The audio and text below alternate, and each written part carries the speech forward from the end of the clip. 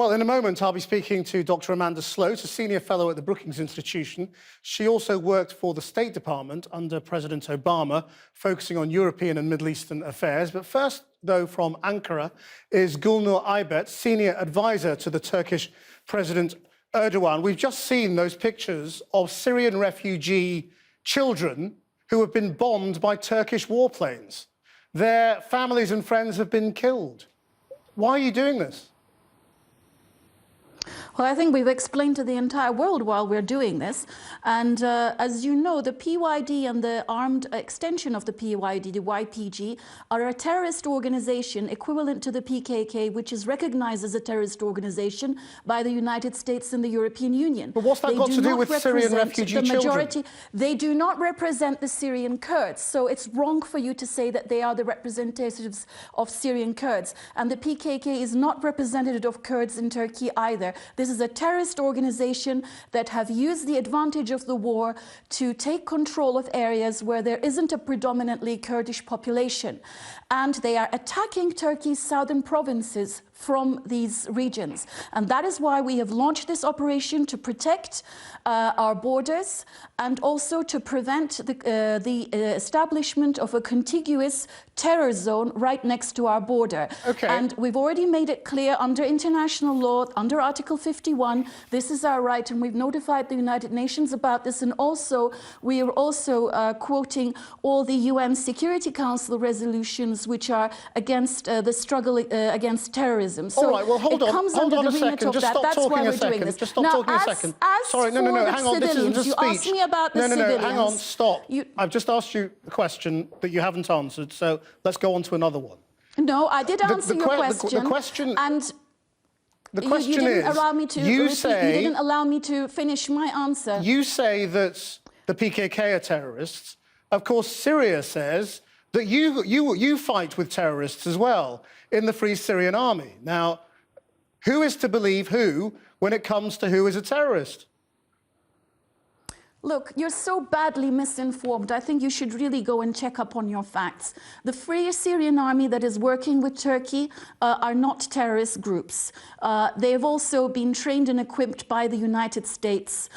So, you know, this is totally wrong, the way that you're actually spinning this.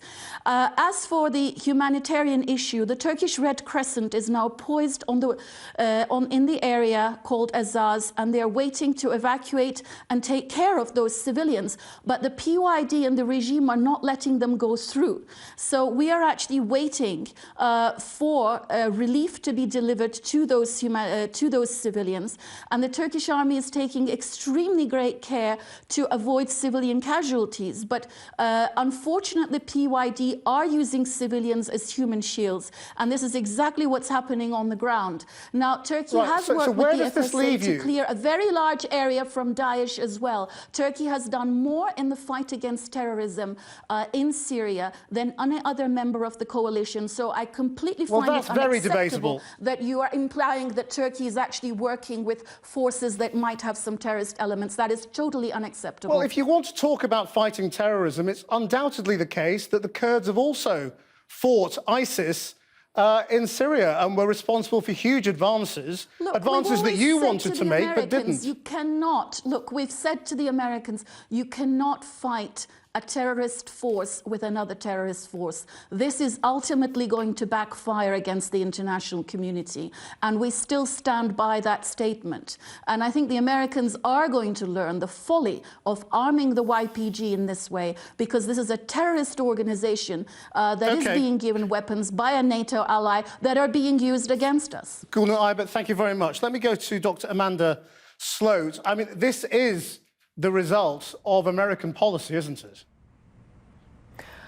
To a certain extent, yes. I think it's always been challenging for the United States in terms of how to handle Syria. I think, as the news clip made clear, Syria has always essentially been two conflicts. One has been the conflict between Assad and the opposition forces, which President Obama in particular did not want to get the U.S. involved in. And secondly, it's been a fight between outside powers and ISIS, and that's what the U.S. has focused on militarily. I think over time, decisions were made about who to partner with on the ground, and the YPG were seen as an effective fighting force. And so from a military perspective, focused on fighting against ISIS in Syria, it made sense to work with the YPG. The problem is, as your previous guest said, there are connections between the YPG and the PKK, and so this was something that the Turks always found objectionable, and frankly, it's always something that the Turks are going to find objectionable. And you knew that, didn't you? So part of what's going... Well, when you were in the administration, you obviously knew about the links between the Kurdish fighters and that you were working with and the PKK, and yet you carried on. I mean, people will want to know, why were you working with people who you say are linked to terrorism? I think the argument that the U.S. administration has always put forward is that the PKK is a designated terrorist organization by the U.S. and by the EU, and the YPG is not a designated terrorist organization. And so a legal distinction was made between the two groups. Do you think that was a real one? I think it was a legal distinction that was put forward by the administration, but it's a distinction in some ways without a difference that has continued to cause problems, including the problems that we are currently seeing now. And where do you think this is going to go? I mean, could this turn into a wider war around the whole Kurdish question?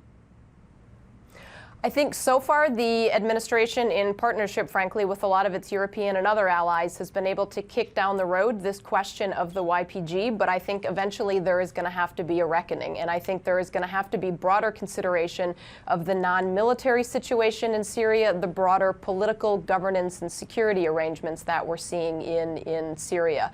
I suspect in the short term we are going to see some sort of near-term reconciliation where Turkey is allowed to carve out some sort of buffer zone along the border to preserve some security along its border, but again, in the longer term, there is going to have to be a reckoning with this Kurdish question. It's going to play out in terms of the peace talks that we're seeing in Geneva, in the Astana process, in terms of whether or not the YPG has a role in the talks going forward, which they argue they should, given the territory they control, which the Turks argue they should not, given that they're a terrorist organization. And it also raises questions for the long-term military presence of the U.S., of Russia, of Iran, of other countries that are currently active in the battle space in Syria.